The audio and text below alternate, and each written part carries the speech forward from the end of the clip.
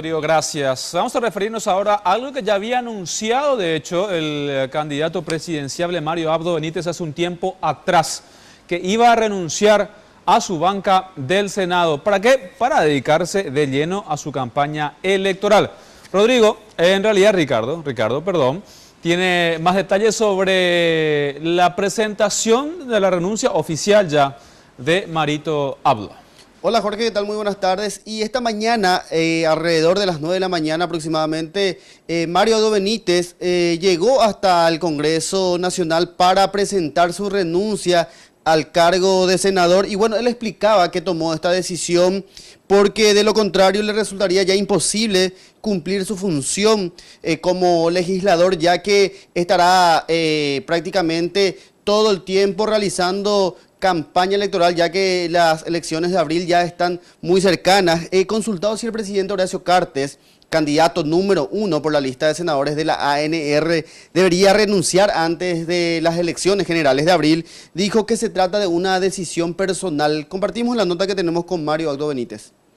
Me comprometo a no buscar mi reelección presidencial.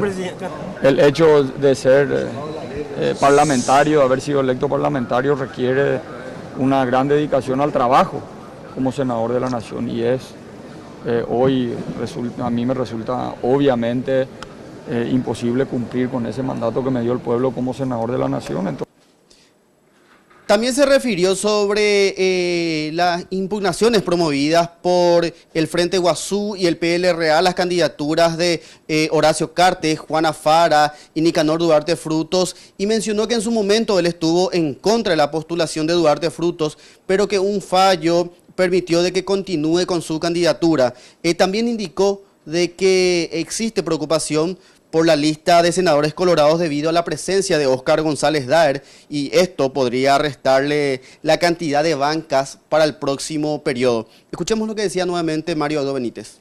Se siente no un posicionamiento como el que queremos que tenga la lista del Senado del partido. Esa es una verdad y yo no lo voy a mentir. ¿Sería usted capaz de negociar con González Daer? No. ¿O renuncia a cambio de algún cargo a futuro? A cambio de nada, no se hipoteca el futuro del pueblo. No, claro que no. Por otra parte, se pronunció en contra del matrimonio igualitario. Escuchemos lo que decía sobre este punto. Y es mi interpretación, porque sí, porque yo creo que va en contra de la naturaleza y no hace falta legislar sobre eso.